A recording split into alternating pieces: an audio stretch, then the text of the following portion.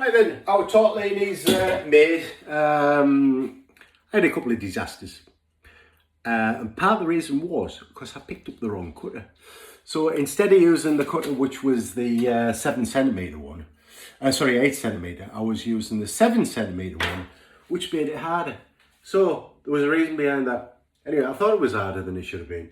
Anyway, we live and learn, don't we? We live and learn. So I've got enough that I want. Just tossed in a bit of semolina flour. And all I'm going to do now is I'm just going to leave them air dry for a bit till I'm ready. In the meantime, I'm making a dead simple tomato sauce, which I make all the time. Ideal for pasta or whatever. You know, like spaghetti or whatever. Just a very, very simple tomato-based sauce. Which is, I'm going to use extra virgin olive oil, which I don't normally use in cooking. But for this I am, and I'll show you why. So all I'm going to do is be warming the sauce. So I've got it probably,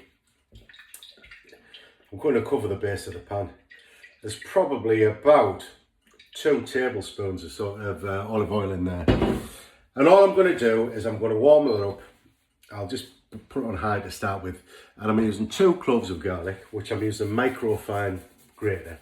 So I want that because I don't need to cook the garlic out as such.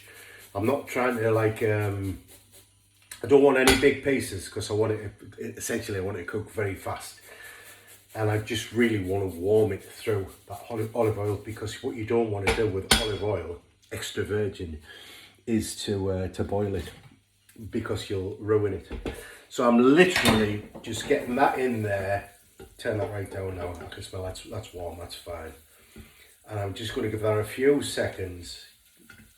Very fine garlic in there, just a few seconds. And while I've got that, I'm going to get a little bit of salt in at the start. What that kind of does, it does extract a little bit of moisture and stop things burning, which I don't want the garlic to do. It's not going to burn because it's only just getting warmed up. But I'm going to be putting salt in at some point, so it seems as good a time as any. I normally do it if I want to put like onions and things like that in. But I do want to sweat, but don't want any colour on it, because it draws moisture out. It just helps with the frying process. So I can smell that's just nicely warmed up now. And all I'm going to do is full tin of tomatoes in there. And these pulper, muddy tomatoes, pulper, I just think they're chopped. I don't know. Anyway, whatever they are. Very nice. Very good. Highly recommended. I use these all the time now.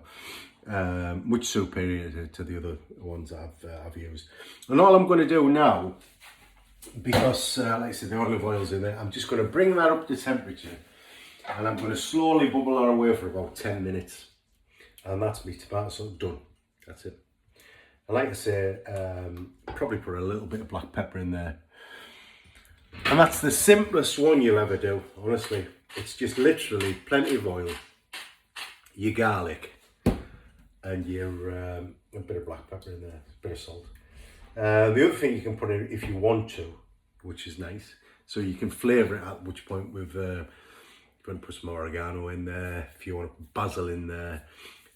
You normally do put basil and stuff, like any soft herbs at the end, but with sauces like that, you can put them in at the beginning as well, so it really infuses through the whole sauce. It's so easy. I mean, whatever you want to call it. It's a tin of tomatoes, a couple of garlic cloves. Like I say, just that on spaghetti or whatever pasta you use, with a bit of fresh black pepper over the top and plenty of Parmesan cheese. It's just a brilliant, dead quick meal. 10 tomatoes open, done in minutes. I'm going to go and take my little dog for a walk, and I'm going to leave that on just a low setting. Leave it go for, like I say, 10 minutes. By the time I'm back, it'll be ready.